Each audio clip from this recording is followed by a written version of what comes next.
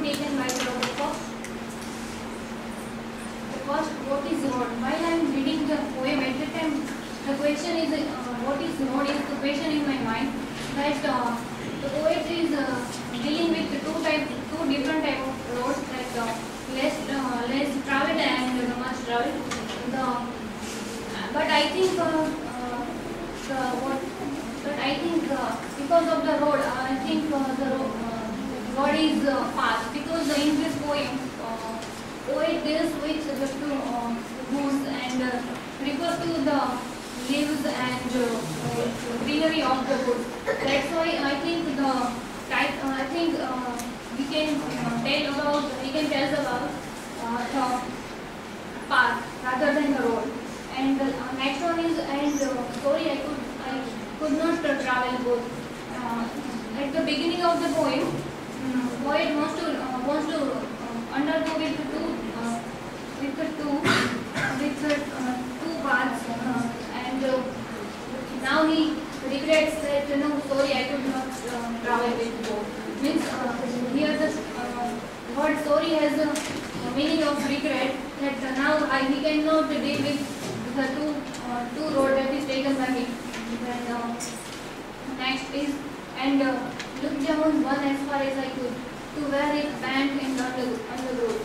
In this line, the word undergrowth is important because it refers to the greenery and leaves and everything of the wood, means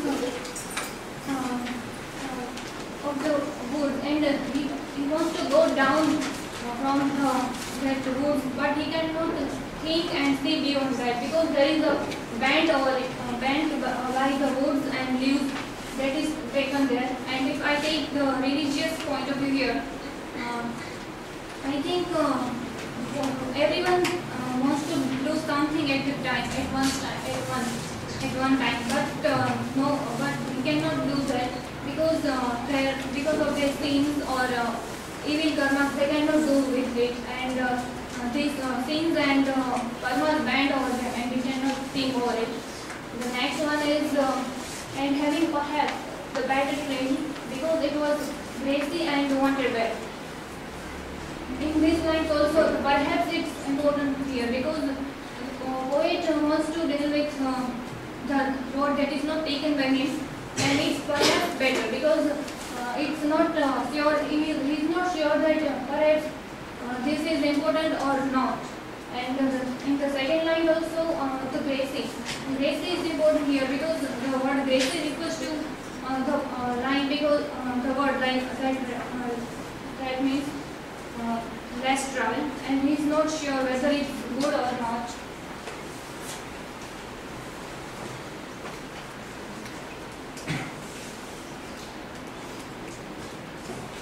Next one is